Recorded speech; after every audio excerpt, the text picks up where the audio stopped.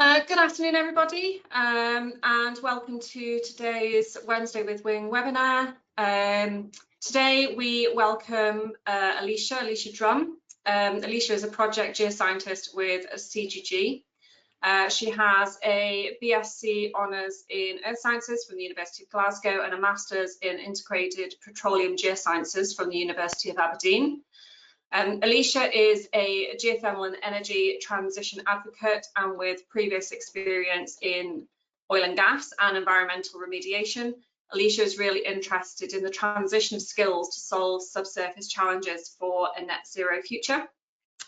So Elisha's got a really interesting presentation ready for us today. Please feel free to put questions into the question box, and we'll do our best to get to as many of them at the end of the session. I'm just going to hand over to you, Elisha, and yeah, away you go. Thank you, Helen. Okay, hopefully you can see my screen fine.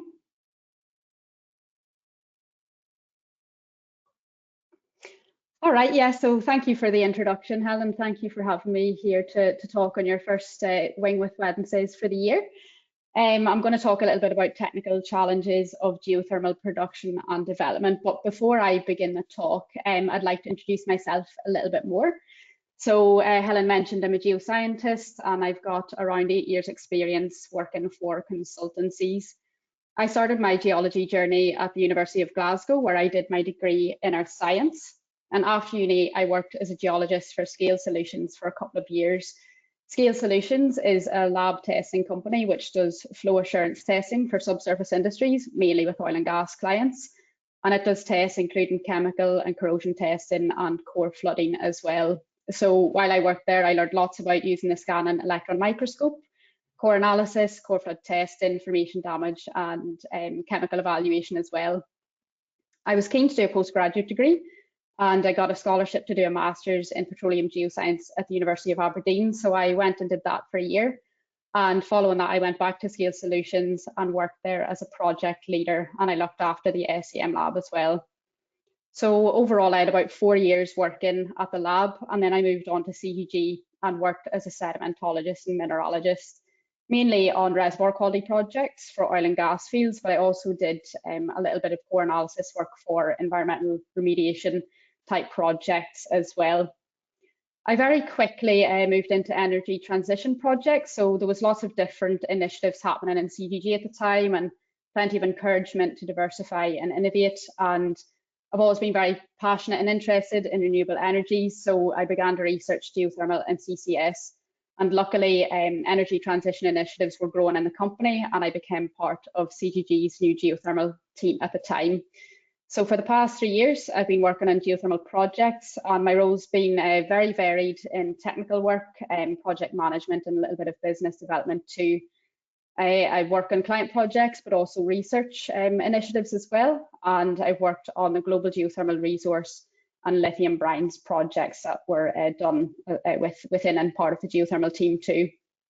So I'm really interested in diversification and the role that geoscience skills have in decarbonisation projects and the energy transition. And I'm really excited to see how geothermal develops in the coming years. I think it has a lot of potential to grow.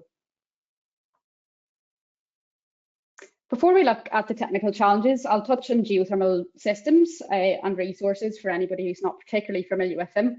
So geothermal resources have a wide range of uses, from shallow, low temperature heat applications to deeper, higher temperature power generation.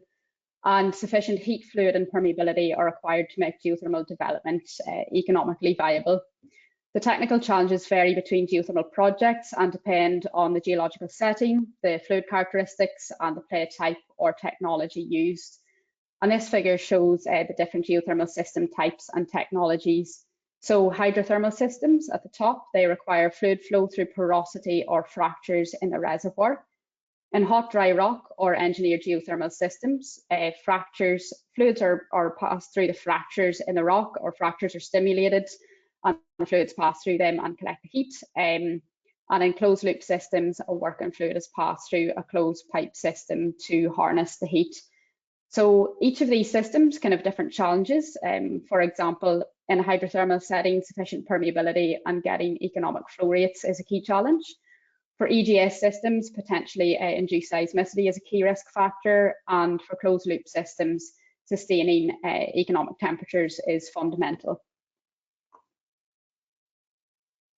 Moving on to technical challenges, what we wanted to do to get a broad overview of the types of challenges facing geothermal, we collected data from published literature and articles for projects globally on technical challenges faced historically. So we collected data on over 140 events and broadly categorized them into the 6 groups that you can see here. It's important to note that we focused on geoscience and engineering related issues for power and heat projects, and not really on the broader non-technical challenges such as legislation, policy, or public opposition, but these are also very important for project success. Looking at drilling problems, this includes things like lost circulation or stuck pipe or bit, and these issues can relate to high permeability zones, difficult lithologies, or well collapse in unstable formations. High temperatures, pressures, and potentially aggressive fluids in some geothermal systems can also be challenging for drilling. HSE, so health, safety, and environment issues. This includes blowout, gas emissions, injury, for example, by hydrogen sulfide or fluid leaks, or very rarely by induced seismicity. Pollution of surface or groundwater can also be challenges with that as well. And these things could be caused by drilling or well design, or pipe rupture, or caused by corrosion or mechanical forces causing that pipe rupture. Important to note that for most of the blowout cases that we recorded, they happened at times where blowout preventers weren't compulsory, and they are now, thankfully. So that reduces the risk of those. The image on the right there shows an example of the Aegean geothermal project. It had a blowout in 2020. A blowout preventer was in place, but the increase of pressure was too much, and there was a steam kick, but thankfully no harmful gases were released, no injuries were had, and the blowout was brought under control. Infrastructure damage, so these events include induced seismicity, surface deformation, landslides, corrosion, or induced geothermal surface manifestations caused by development and production. And as well as many geothermal development sites are situated in tectonically active zones, there were also actually occasional issues related to natural volcanicity or seismicity causing damage to the facilities as well. Injectivity problems, so this relates to excessive injection pressure that could be caused by well collapse or blockage, scaling, or low formation permeability or formation damage as well. Productivity problems, this relates to temperature or flow decline over time. So flow decline could be caused by things like scaling, compartmentalized reservoir, excessive drawdown from nearby wells. Temperature decline could be due to cold groundwater inflow or short circuiting between the wells. And fluid and thermal recharge, they're both really key for geothermal resource sustainability and production. There are also some cases where insufficient resources were encountered after drilling, where the permeability or temperatures were too low for the project to go ahead or for it to be economic. So looking at the chart on the right, most documented issues collected relate to infrastructure damage, followed by productivity problems and HSE issues. So where possible with the data points, we also tried to collect causes where that data was available. And what we found was that the main underlying causes were due to insufficient reservoir characterization, the inherent nature of the geofluid chemistry, suboptimal extraction or injection strategies, or also engineering considerations such as drilling casing or cement design. So mitigations really relate to understanding and careful management of these factors, and understanding the geology is key, and front-end investment in geological assessment before drilling is really important.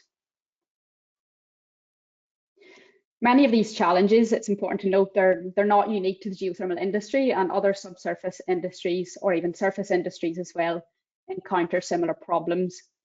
And I've highlighted here some of the shared challenges with the oil and gas industry, As you can see, most of them are highlighted, and the exception is to issues related to requirement for the heat resource itself. Looking a bit further at the challenges, the chart on the right shows the distribution of problem events that were recorded. And the most recorded events were induced seismicity, followed by surface deformation, flow decline, and so forth. On the map, if we look at the distribution of global geothermal power plants, shown with sedimentary basins in yellow and interbasinal areas in grey, we can see that geothermal development for power has been more widely developed in high heat flow areas in volcanic or extensional settings. So the data of recorded challenges might be partly biased to these settings that have been developed and producing for longer periods of time. And the data will also be limited to what's been openly shared or reported in the public domain. There might also actually be some bias based on language, so the record search was mostly done in English, and maybe even in some cases geoscience bias, as I'm a geoscientist by background rather than an engineer, but I've tried to capture as many different issues that have been reported on as possible. A full talk could be given on each of these topics, but I'll give a little bit more detail about some of them, which I've highlighted there in purple. So firstly, in geoseismicity, it's a very important issue, and it's particularly relevant to deep geothermal and EGS projects and projects in tectonically active areas. But it isn't specific to geothermal, and other industries can also cause seismicity. So the chart here shows data from the HighQuake database. And as you can see, fracking, mining, water reservoir impoundment, and conventional oil and gas projects account for over 70% of the cases of human-induced earthquakes, and others like groundwater extraction, carbon capture and storage, and construction account for very low amounts, like less than 1% each. And geothermal in the blue there, that accounts for 6% of recorded induced seismic events within this database. Of those geothermal events, the majority are microseismic with minimal or no impact. So the chart on the right shows that 70% of the recorded geothermal events had a magnitude of less than 2, and 12% had magnitudes greater than 4. So yes, microseismic events can be very common, but for some projects, stronger induced seismicity has happened and been a big problem and has been a showstopper for the geothermal projects. The impacts of these events can include things like infrastructure damage, shutdown of geothermal projects, negative public perception of geothermal, and very rarely injury. It's most impactful in developments near population centres, of course. The causes relate mainly to fluid injection, as well as a structural setting and stress regime. And I've shown some notable examples here for which geothermal projects were stopped. So on the top left, you can see the Vendenheim project, that's near Strasbourg. It's a granite faulted reservoir, and water injection caused induced seismicity in 2019-2020 up to 3.5 magnitude, and that resulted in building damage in the local area. Induced quakes in Basel happened in 2006, and they were up to magnitude 3.4. This was related to deep EGS project with fluid injection into the basement. And a larger magnitude 5.5 quake at Pohang in 2017. This was the largest ever recorded event for geothermal, and that was in South Korea. And that resulted in injuries as well as damage to buildings. And this was a deep EGS project, and the quake is believed to have been triggered due to quartz dissolution along the fault plane by the injected fluids. It's really difficult to predict and control these events, but careful consideration of the geological setting, the injection or stimulation strategy, and also long-term seismic monitoring are really important, and making sure that the correct thresholds are understood and in place to know when to pause production or look at the strategy. It also highlights the benefit of targeting plays with natural permeability as opposed to stimulation. Moving on to surface deformation. So this can include ground heaving or subsidence, and it's been a problem for both shallow and deep developments in volcanic and sedimentary settings. Impacts have included infrastructure damage and public opposition, and causes have been related to reservoir pressure changes due to extraction and injection, An example shown in the top left there, where subsidence, shown in red, occurred around a geothermal power plant in New Zealand, and this was due to compression of formations overlying the producing reservoir. Other causes can relate to swelling or dissolution of sensitive formations due to well leaks or drilling causing connection of aquifers, or by drilling into sinkholes where karst is present. And some shallow heap projects in Germany have had these types of issues. An example is the town of Staufen, where ground heaving happened due to leaking well cement that caused hydraulic connection between the groundwater aquifer and overlying evaporites, and that caused the anhydrite to swell, which resulted in the ground heaving, and there was damage to hundreds of buildings and an estimated €50 million of damage. I think there are 8 other German towns with similar problems, but at this time, geothermal drilling was popular and not necessarily massively regulated back then. So there's been lots of lessons learned and moving forward from those incidents as well. Key ways to avoid these types of issues are by robust reservoir characterization and hazard mapping, to optimize engineering and injection strategy, and also monitoring of ground movements to understand the reservoir's response during production. Production decline has been documented for several geothermal power plants, impacting output and costs, and this can be due to decline in temperature or flow over time. So temperature decline, that can have a number of causes. It can be difficult to pin down what exactly the cause is in some projects, but some potential causes could be excessive production, unsuitable injection strategy, for example, re-injecting fluids that cool the reservoir, high transmissivity between the injection and production wells through stratigraphy or faults, or incursion of cooler groundwater into the reservoir. The chart here shows an example of Breedy Hot Springs in the USA, and that showed periods of production decline, and likely due to a combination of these issues. Flow decline can be due to producing from a compartmentalized reservoir and lack of communication between wells, or excessive drawdown by neighbouring wells, or even by scaling in wells or pipes owing to the nature of the geofluids.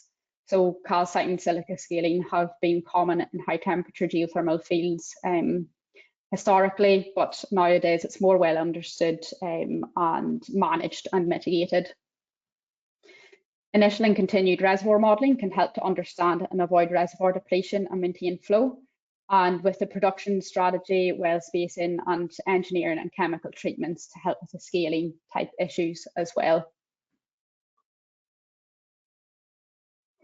Permeability is key to achieving sufficient flow rates when targeting hydrothermal systems, and insufficient permeability has been encountered in some projects in both volcanic and sedimentary settings.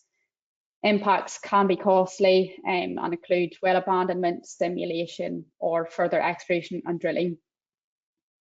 One case example is Mauerstetten in Bavaria in Germany, where in, I think it was 2016, 2 wells were drilled down to around 4 kilometres into the carbonate rocks in the deeper, hotter reservoir in the southern part of the Molasse Basin. But the flow rates were too low for economic feasibility, and that was despite geothermal projects being successful in other parts of the basin. It just shows that the nature of the geology wasn't favourable in that case. Another example, St. Vincent and the Grenadines in the Caribbean. That area shows sufficient temperature, but not yet the level of permeability needed to guarantee the operation of a geothermal power plant at the time. So conceptual geothermal modelling, data and analogues can help to understand the reservoir, as well as stimulation and using closed loop technology are also options that can avoid the requirement for natural permeability, but these options have their own challenges. Aside from the technical geoscience and engineering related challenges, I mentioned before that there are wider challenges as well, and I've put a few examples here. So policy, regulations and legislation, they're all really important for uptake of geothermal. Lack of a regulatory system for geothermal makes it difficult for projects to progress, and companies might need to go through complicated processes to get their projects off the ground if there isn't a clear system in place. Some countries and regions have had these in place for a long time, like Iceland, New Zealand, USA, Japan, etc., and other countries that are well established in geothermal, but there are many countries that don't. For example, the UK doesn't have clear policy or regulations around geothermal yet. Government support and their focus areas for energy diversification and whether or not geothermal is on the agenda, that can also be a challenge. And with that, investment, subsidies and risk assurance, these can really help with geothermal development uptake, but availability varies by country. Some couple of examples are France and Germany. They've had those types of incentives and risk insurances in place, and that really helped geothermal take off. Higher perceived upfront risk and cost compared to other renewables due to the need to drill wells, that can be a challenge too. Public perception, very important. Geothermal is readily accepted in some places, but not in others, particularly potentially where it's new or close to populated areas. Many major power plants that are online, they were initially met with opposition from local communities who are worried about the potential environmental or health risks or impacts in cultural heritage sites.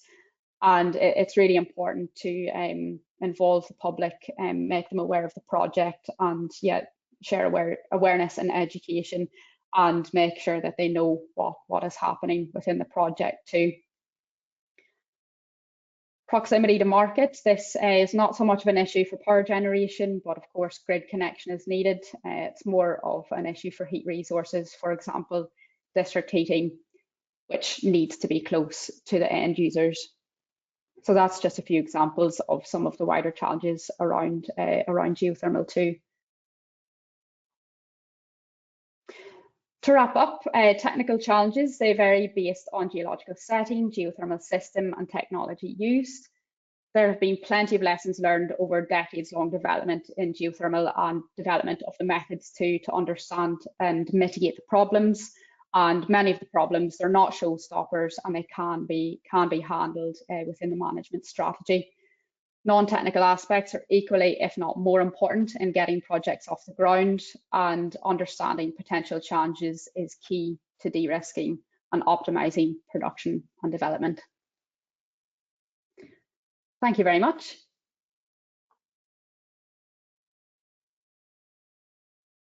Thanks, Elisha. That was really interesting. It's such a key topic for us to sort of be aware of and understand those risks, whatever the project is that we're working on or working towards, so that we can understand the best ways to mitigate some of these challenges. One or two questions have come in, so I'm just going to have a look at those for you. So let's see. So first one I've got here is talking about natural hazards. So you touched upon sort of the natural hazards and how some of them might impact geothermal projects. Do you want to sort of, are you able to expand on that a little bit more, or do you have any sort of examples that you can share with us that you've discovered during your research from maybe some different kinds of settings? Yeah, the natural hazards case, it's quite an interesting one in terms of surface natural hazards. I'll give a couple of examples. So natural volcanism, that the nature of geothermal projects in volcanic settings may mean that they are near to active volcanoes. In that case, one particular example that comes to mind is the Puna geothermal power plant in Hawaii. There was a volcanic eruption there a few years back, and that stopped operations and caused some damage, but the project came back online after the Kilauea volcano eruption, but I think it took over 2 years for the project for the power plant to come back online. So that's an example of where natural volcanism can be disruptive, of course, for many other things, not just for the geothermal operations in the area. Natural earthquakes can happen too. So of course, geothermal projects can be in tectonically active areas, and there can be natural earthquakes too. So an example of that would be, I think it was a power plant in Imperial Valley, and there was quite a big earthquake when it started up in the early 1980s, and they had a bit of damage to the building and to the heat exchangers, but nothing major, all fixed, everything everything cracked on, but I'm sure there's other examples of that kind of thing happening too. I did see one example, and that was around landslides. So if your power plant or your geothermal operations are near somewhere where there could be landslides, then that could cause damage. And it was the project in Guatemala, the Zunil plant. There was a big landslide there in the early 90s. And I'm not sure if there was potentially some contention as to whether or not the landslide was natural or caused by the geothermal operations. It was stated that maybe the landslide was caused by drilling, but it may have been natural. But that caused rupture of casing underground, and that resulted in a blowout at the well, which obviously isn't good news. So these types of things can happen due to natural hazards, and like I said, they can impact other operations nearby as well. But I saw that there are some interesting cases for hazard mapping, and that can be taken into account for projects, and it's readily done for some projects too, in terms of understanding and realising how much of an issue these potential risks could be. Yeah, I mean, I think Pune is quite a good example from a volcanic setting in respect to, yes, they had the eruption. They lost, I think they lost, if I remember correctly, they lost a rig. They lost one of their wells and had to re-drill it. Pune provides about 30% of electricity to the Hawaiian island chain, and of course, whilst that power plant is offline, they're losing that. But because they knew, I mean, Kilauea is very much obvious with respect to understanding your activity in your natural state environment. But because they understood the natural state environment, they knew what mitigations to put in place should an event ever happen. So they had mitigations in place to import power on a temporary basis. They had insurance in place, not just to replace infrastructure and damaged equipment, but also they were able to keep all of their staff on the books whilst the power plant was closed and non-operational. And so it's a really good example. And I think that demonstrates, you know, you've given other examples there about seismicity and landslides, and really understanding your natural state environment. So what the natural seismicity, background seismicity is, regardless of what the scale of magnitude might be, and understanding your nearby slope stability and things like that, and like you say, the landslide risk. So it's a really good point for people to be aware of, the impacts of natural hazards. Got another question here, so let's have a look.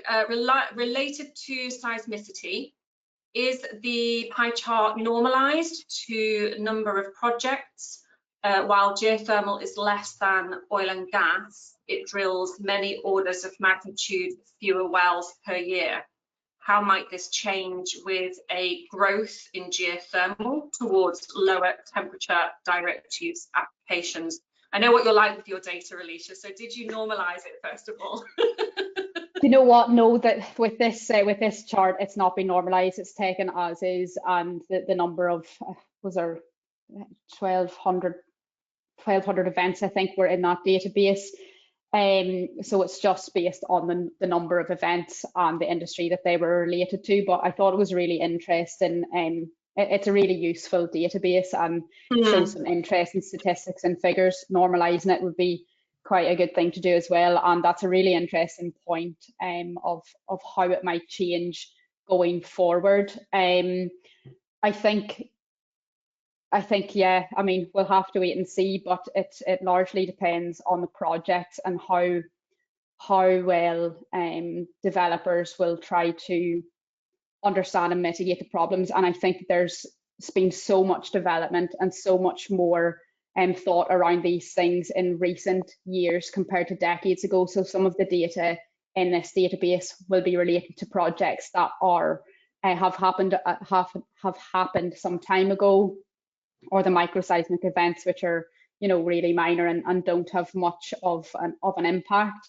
There'll probably be more microseismic events in there, hopefully not many of the larger scale events, but I think it relates to the types of projects that could come online and the risk associated with those and what geological settings there is, but our knowledge around these types of areas have increased so much, and understanding the geological setting, the stress regimes, that will all come into play with further geothermal development. And I think in the question too, it mentioned about the district heating type projects too. It all comes down to the depth of drilling as well, and what faults and what stress regime is in there, whether it's for heat or power. It's looking at the same potential issues and the underlying geology. Yeah. I mean, that's the that was Jennifer Scott who asked that really sort of key question. Jennifer, the Highquake project and its associated database is publicly available, so you can easily find that via Google. It's really interesting to take a look at. So the next question, the next question, let's see, would the issues, RE, subsidence and seismicity be potentially avoided by better well planning, that is using an oil and gas workflow to well completion, or were just cases of having nasty geological conditions, nasties in commas, in those cases? Oh, that's a good question as well. Split it into chunks. I think the statement of using oil and gas methodologies or approaches for it. I mean, microseismicity is something that's faced in oil and gas all the time as well. It's just the nature. It's just the nature of the subsurface and the geology, and also the nature of extraction and injection. There are going to be pressure changes. There are going to be changes associated with that of the reservoir and overlying formations too, and that ties in with subsidence as well. But there's definitely cross transfer of knowledge and lessons learned between both industries for the types of for those issues that they have encountered. Oil and gas, it's those projects have caused ground deformation problems as well. So it's all to do with injection, extraction, and what the geology is, and it really just depends where you are and what the impact of that will be. If it's near population centres, then it's going to be more of a problem, and if not, then it won't be. But it still needs to be understood, and it's just understanding the reservoir characteristics is what it all boils down to, whether it's a geothermal or an oil and gas project or a different subsurface or surface project. Yeah, no, absolutely. Yeah. Next question is, let me just bring that up. Related to temperature decline, especially with injection, what differences are there depending on both reservoir or reservoir facies and technologies, so high versus low enthalpy, conventional versus EGS, etc.? Sorry, Helen, could you repeat that?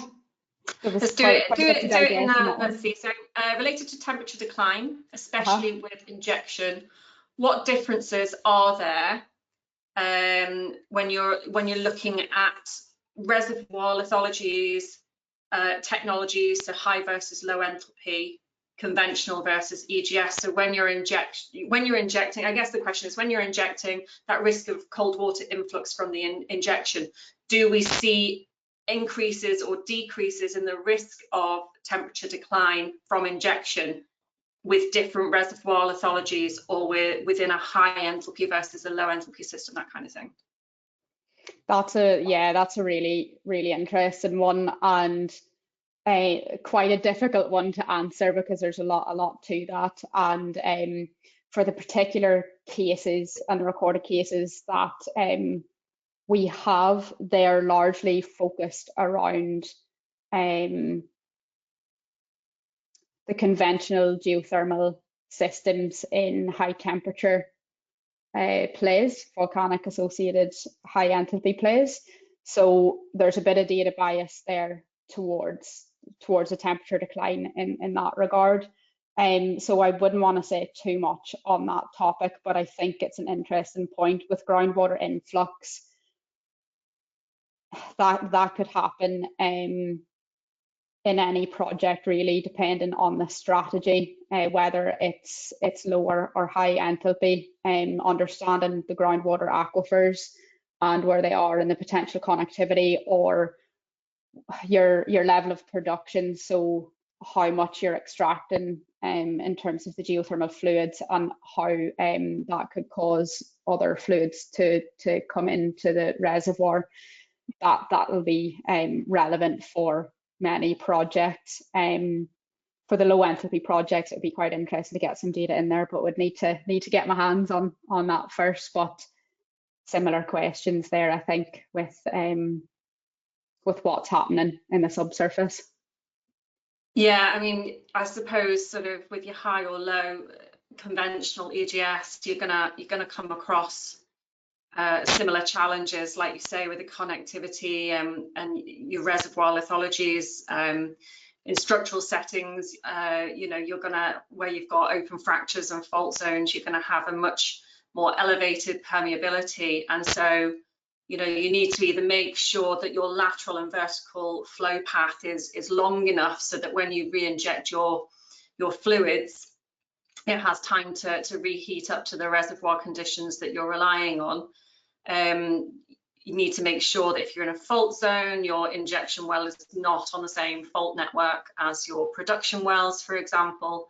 Certainly challenges that they've come across in sort of the East African Rift and Rittershofen and salts, so the Rhine Graben and things like that. They're challenges that developers and operators are very conscious of and work very hard to mitigate. Yeah, short circuiting the system is definitely not something that you want to do, and it can definitely be a challenge. The fluids need a long enough residence time in the system to generate that heat. Yeah, no, absolutely. So I've got another question. Let's see. Can you elaborate on the risk to surface and groundwater during drilling and operation? Does drilling mud pose a risk? If the casing were to leak somehow, let me see, if the casing was to leak somehow, the fluid is water, but are there dissolved minerals or metals that could pose a risk? Yes, so if there's any sort of that could happen. You could get leaks or such in the casing or in the cement, and that could be a problem if it comes into contact with the groundwater aquifer. So there's potential for contamination there, or if there's I think the question maybe is insinuating too that there'd be connectivity created potentially between the geothermal fluids and groundwater aquifers. If that were to be the case, then there's potential for contamination, but it's having the drilling strategy optimized to avoid those risks, and as well understanding the reservoir to realize, okay, where could we potentially have risk of connectivity, or if there were to be leaks, like what could that look like? It's definitely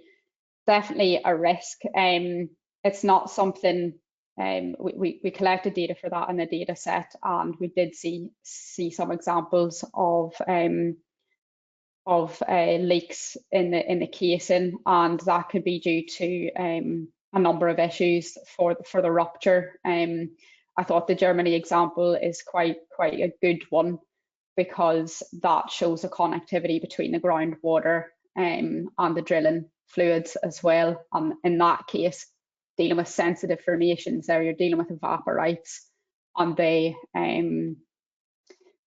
absorb the water and cause the ground heaving, which is obviously not good.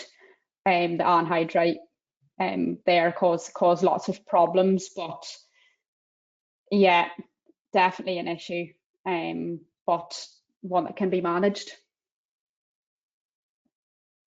Yeah, I mean, we're quite fortunate, I suppose, with developments in sort of the Western communities, let's say, where we've learned a lot over the years from a range of subsurface exploration, shallow and deep. We have really stringent sort of environmental strategies and policies in place and things like that. And the pros and cons of that, obviously, the cons are sometimes we can't get past the Environment Agency. But the chances of things like this happening sort of within developed communities are a lot lower because we have a lot more experience and a lot more stringent policies and environmental protections in place. And challenges with things like this are quite often observed in sort of emerging economies that are still sort of capacity building and knowledge transferring about geothermal, and processes behind environmental impact assessments are not always fit for purpose. I know sort of some of the East African countries, through my own experience, their environmental impact assessment criteria for a large-scale geothermal power plant is the same environmental impact assessment criteria that they utilise to build a single house. And so it's clearly not fit for purpose, but they're doing what they're required to do by the law within those countries. And so it's raising the profile of that as well, and encouraging sort of developing economies to improve the way they approach these things as well, and making sure that when we're knowledge transferring and capacity building, that we share this kind of information with them as well, so they understand the importance of raising the integrity of the impact assessments that they're doing for the environmental side of it, social side of it, and the technical engineering side of it as well. Absolutely, yeah. So I don't think, let me just check I haven't missed any questions. Make sure there's nothing in the chat as well. No, I think that's it. Let me see. Oh, hang on, spotted some more, I think. Let's see. So, how do we balance the technical challenges with project economics? Let's see, observation, I observed some challenges are not mitigated due to cost optimization and project deadline. It's a challenge for subsurface professionals like us to convince the investors who do not have technical background. Yeah, so what are your thoughts on that? So balancing the sort of the technical challenges, project economics, and getting across the importance of all of it to the stakeholders who may not have that scientific or engineering background. Yeah, yeah, good question. It's also a tricky one. Both are obviously very key to the project. What challenges might the project face? What are the economics of the project going to be? What is a sweet spot in terms of communicating that too, and communicating the potential challenges is so important, but also don't want it to be all doom and gloom, like, all right, there are these challenges, but there's lots that we can do about it, and these are the things that we can do. And for a particular project, it needs to be considered what the projects could be. Like you mentioned, Helen, if there's environmental impact assessments associated with projects, any sort of hazard mapping or traffic light systems applied to them as well, that can all be considered, and accounting for that in the project planning is important. What are we going to need to do before the project takes off? What type of monitoring are we going to have in place for there, and having them tied in with the project economics is important too. It also provides opportunity, right? So people getting involved with the assessments of the risks, that's getting geoscientists and engineers involved in that too, which is necessary and good to see. So it's something that really needs to be done. And in terms of project economics, if yeah, they need to be included within that. But if the challenges aren't considered at all, will the project even get going in the first place if not everything is considered? So it's definitely a trade-off. Yeah, no, absolutely. Right, so I think that's all of our questions. Just have another last check. No, that looks like everything. Yes, that's so that's all of our questions. So thank you, Elisha, for taking the time out to join us today. It's been really interesting hearing some of the work that C2G have been working on recently and expanding on the discussion afterwards. I'd like to thank everybody who's joined us today. Hope you found it really interesting. The recording will be made available on our YouTube channel over the next couple of weeks, so keep an eye out on our social media for the link to that. And of course, we would also like to thank Sequent, who are our visibility sponsors and allow us access to the webinar software that we utilise for these events and support us in the background with any technical issues during the session. So thank you to Sequent as well. So thanks, guys, and we'll keep you posted on our next event. So keep an eye out on that for that one as well. Thanks, guys. Bye. Thank you. Bye.